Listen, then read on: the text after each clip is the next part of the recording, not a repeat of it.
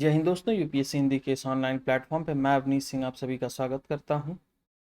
तो ये रहा अनुसूची।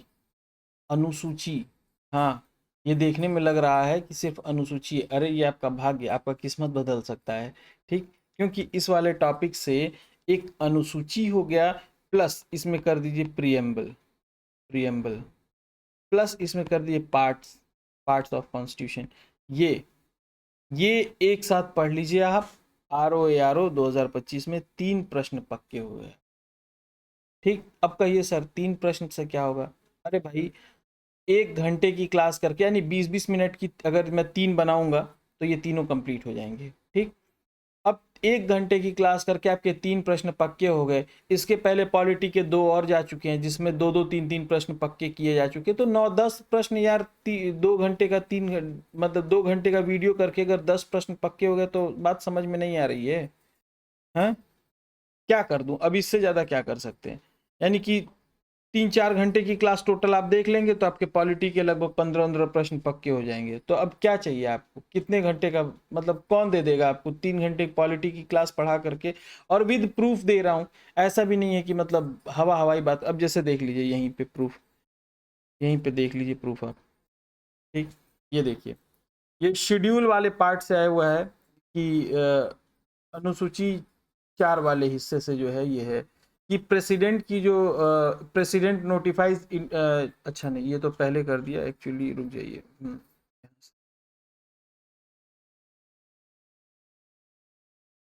यहाँ से, हाँ देखिए, गिनते जाइए। ये देखिए पार्ट 3 में, यानी कि पूछ रहा है ये कि किसका इसमें से जो है, किसका ओथ और अफर्मेशन यानी कौन शपथ ग्रहण जो है वो अनुसूचियों के हिसाब से नहीं करता है, जिस उसका आर्टिकल्स में दिया हुआ है। उसका अनुसूची 3 में न देकर के आर्टिकल में दिया हुआ है। ठीक, किसके शपथ और प्रतिज्ञान। तो ये 3 वाला जो प्रेसिडेंट है, नंबर 3, उनका आर्टिकल 60 में दिया हुआ है, इसमें नहीं दिया हुआ है। तो जब अनुसूची पढ़ेंगे तो ये पता चलेगा। यूपी पीसीएस प्री 2017 में पूछा गया था। यूपी पीसीएस प्री 2019 में देखिए ये शेड्यूल्स, स्टेट लिस्ट जो 7th शेड्यूल है, उसमें लिस्ट को 3 लिस्ट में डिवाइड किया गया। Union list, state list, union list, state list और जो कॉन्करेंट लिस्ट, 3 लिस्ट में डिवाइड किया गया है उसको। ठीक ना? नेक्स्ट क्या है, देखिए यहाँ पे पूछ लिया कि वही सेम क्वेश्चन की 3 लिस्ट, यानी कि सिर्फ इतना पढ़ लीजिए आप कि 3 लिस्ट जो है वो शेड्यूल 7 में दिए और उसमें कौन कौन है। तो अभी मैं सारे नहीं लगाया हूँ, ठीक, क्योंकि ये टाइप करने में काफ़ी टाइम लग रहा था और आप लोगों के लिए क्लास लेक्चर आज ही बनाना था। ठीक, और घर में कुछ मतलब सिचुएशंस ऐसी हैं, थोड़ा सा टाइम कम है हमारे पास, तो इसलिए कम क्वेश्चंस आपको दिखा रहा हूँ, वरना बहुत ज़्यादा क्वेश्चंस है। बस ये तो बस आपके आत्मविश्वास के लिए दिखा दिया इतना। ठीक, फिर उसके बाद ये देखिए यूपीपीसीएस प्री 2022 में पूछा हुआ है, फिर वही क्वेश्चन रिपीट कर दिया। 3rd schedule, 4th schedule, 7th schedule में क्या दिया हुआ है। फिर ये देखिए यहाँ पे यूपी आरओ प्री 2023 में दिया हुआ क्वेश्चन। ये देखिए यहाँ पे पूछ रहा है कि कौन सा अनुसूची 6 में है, नहीं है, ठीक, या फिर है, ऐसे करके पूछ सकता है। फिर ये देखिए यूपी पीसीएस प्री 2019 में पूछा गया है। फिर यहाँ देखिए यूपी आरओ 2023 में पूछा गया है। तो यूपी आरओ 2023 में पूछ दिया गया। देखिए हर साल तो नहीं होता है यूपी आरओ, ये 2023 में पूछा हुआ ना यहाँ पे। फिर अभी यूपी आरओ 2023 में यहाँ दूसरा क्वेश्चन है, ये दूसरा क्वेश्चन, दोनों सेम नहीं है, ठीक ना। फिर यूपी पीसीएस प्री 2022 में पूछा हुआ है। फिर यहाँ पे यूपी आरओ मेंस 2021 में। तो यानी कि हर साल पूछ रहा है, जितने साल आरओ हो रहा है इस टॉपिक से पक्का प्रश्न पूछ दे रहा है। ये इतनी बात समझ में आ गई ना? तो अब कैसे आप जा सकते हैं बिना पढ़े? ये सिर्फ अनुसूची अभी दिखा रहा हूँ, ठीक ना, अभी प्रियम्बल वाला दिखाया ही नहीं हूँ। यानी कि 2 प्रश्न, 1 से 2 प्रश्न सिर्फ अनुसूची से आ रहा है और आप इसको बिना पढ़े चले जाएंगे। अभी तो भाग वाला हिस्सा मैं दिखाया ना, जिसको मैं जुड़ा रहा था, 1 से 2 प्रश्न इससे आता है हर साल। और फिर प्रियम्बल, प्रियम्बल 1 से 2 प्रश्न इससे। तो हम एक एक ही मान लें, अगर एक एक और इससे 2 मान लें तो यानी 3 टॉपिक 1 घंटे लगेंगे पूरा पढ़ने में। यानी कि 20-20 मिनट के 3 सेट बन जाएंगे तो 1 घंटे का, 1 घंटे में आपके 4 प्रश्न पक्के हो जाएंगे। 4 से ज्यादा ही होंगे, कम नहीं होंगे। आपको दिखा देना हर साल आ रहे हैं। तो अपने अब कहेंगे आप अगर कि सर 4 में क्या होगा, 4 में हम पास थोड़ी कर लेंगे। अरे भैया इस तरह के पॉलिटी के 2 और बना चुका हूँ, 2 और बना चुका हूँ, तो उसमें से भी 2 2 3 3 है, उसमें से भी 2 2 3 3 प्रश्न आपके पक्के हो जाएंगे। तो अब तक सिर्फ 1 घंटे की सीरीज में पॉलिटी के सिर्फ 60 से 80 मिनट की सीरीज में, जिसमें 2-4 मिनट तो आपका मोटिवेशन में चला जाता है, कुल मिला के 60 मिनट का ही होगा। 60 मिनट में 9 प्रश्न पक्के करा दिए भाई, अब क्या चाहिए, जान लोगे क्या? ठीक ना? और विद प्रूफ, ये नहीं कि बस हम कह दी कि यहाँ से 4 प्रश्न आता है और आप मान लीजिए, नहीं, दिखाता हूँ कि आया है कि नहीं। अभी दिखाया हूँ ना, ये वाले पार्ट से 1 से 2 प्रश्न पक्का है, दिखाया 2023 में आया है ना, दोनों 2 क्वेश्चन। ठीक, चलिए। तो भारतीय संविधान में गणना की दृष्टि से जो है, गणना की दृष्टि से कितने अनुच्छेद हैं? 471 हैं, टोटल 395 है, टोटल 395 है। इसी में ABCD जब जोड़ करके बना देता है तो 471 तक पहुंच गया है वो, लेकिन है टोटल 395। भारतीय संविधान में कुल अनुसूचियां कितनी है? भारतीय संविधान में कुल अनुसूचियां कितनी हैं? 12 अनुसूचियां। कितनी अनुसूचियां हैं? 12। पहले जब संविधान बना था उस समय कितनी अनुसूची थी? उस समय 8 ही थी। ठीक, 9 10 11 12 बाद में जोड़ दिया गया। भारतीय संविधान आरंभ में, ये तो बता ही दिया मैं आपको। भारतीय संविधान को विभाजित किया गया कितने भागों में? 22 भागों में विभाजित किया गया था। और अगर जैसे 4A इस टाइप का अगर जोड़ लेंगे आप, 9A 9B इस तरह से जोड़ लेंगे, जैसे पंचायत, कोऑपरेटिव सोसाइटी, ये सब जोड़ लेंगे तो 25 हो जाएंगे, लेकिन है टोटल कितने? 22 भाग ही हैं। 22 भाग, 395 अनुच्छेद और 8 अनुसूची मूल संविधान में थे, जिसमें से 4 अनुसूची बाद में जोड़ी गई।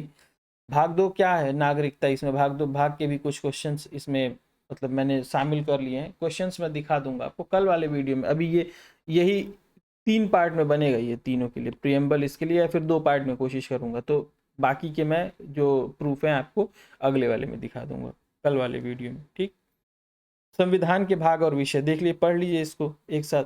भाग 1 संघ और उसका राज्य क्षेत्र, भाग 2 नागरिकता, भाग 3 मौलिक अधिकार, भाग 4 राज्य की नीति निदेशक तत्व, और 4 क में मौलिक कर्तव्य दे देता है, कभी कभी ऐसे लिख देगा, और लिख देगा फंडामेंटल ड्यूटी। ठीक, या फिर DPSP ऐसे लिख देगा। ठीक, 6A लिख देगा, और आप कंफ्यूज हो जाएंगे, ऐसे देखिएगा इधर होना चाहिए, और ऐसे भी करके गलत करा चुका है, इसलिए मैं आपको बता दिया। ठीक ना, रोमन नंबर। ठीक, अब ये अनुच्छेद है, नए राज्यों का गठन, अनुच्छेद 3, नागरिकता भाग 2, अनुच्छेद और भाग 2 दोनों मिला करके दे दिया है, क्योंकि मैंने प्रीवियस ईयर क्वेश्चन को इसमें शामिल किया, तो लाइन से है। मैं आपको इसकी क्रोनोलॉजी में भी लिस्ट दे दूंगा, क्रोनोलॉजी में भी लिस्ट में इसकी आपको दे दूंगा, अभी आप पढ़ लीजिए बस इसको। ठीक, सब प्रीवियस ईयर क्वेश्चन है। एडमिनिस्ट्रेटिव ट्रिब्यूनल्स 323A, राज्य की निदेशक तत्व तो भाग 4 में है, संघ राज्य क्षेत्र भाग 8 में है, पंचायत भाग 9 में है, अनुसूचित जनजाति क्षेत्र भाग 10 में है, नगर पालिकाएं 9 क में है, निर्वाचन भाग 15 में है, अधिकरण भाग 14A में है। अभी मैंने भाग वाले नहीं दिखाए हैं, इसमें जो शामिल कर लिया मैंने, भाग का चैप्टर इसमें शामिल कर लिया मैंने, लेकिन अभी प्रूफ नहीं दिखाया, प्रूफ कल वाले में दिखा दूंगा। ठीक, महान्यायवादी का संबंध और संविधान के भाग 5, ये तीनों एक साथ पढ़ाऊंगा। ठीक ना, तीनों प्रियम्बल, शेड्यूल और भाग, ये तीनों एक साथ मिले जुले रहेंगे। ठीक, और फिर तीनों की एक लिस्ट आपको मैं दे दूंगा, यहाँ से भी एक बार पढ़ लीजिए, और लिस्ट पढ़ लेंगे तो फिर कंफ्यूजन नहीं रह जाएगा आपके अंदर। ठीक ना, भाग 16 का संबंध किससे है? कुछ वर्गों के लिए विशेष उपबंध। भारतीय संविधान में राजभाषा संबंधित प्रावधान है भाग 17 में। किसमें? भाग 17 में।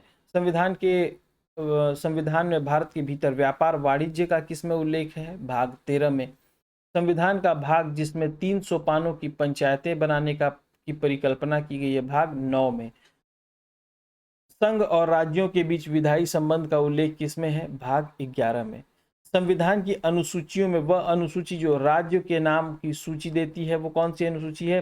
पहली अनुसूची है। तो इसमें भाग और अनुसूची एक साथ हम लोग पढ़ रहे हैं। ठीक ना, संविधान की किस अनुसूची में जो है संशोधन होना चाहिए अगर नए राज्य का सृजन होगा? तो पहली अनुसूची में।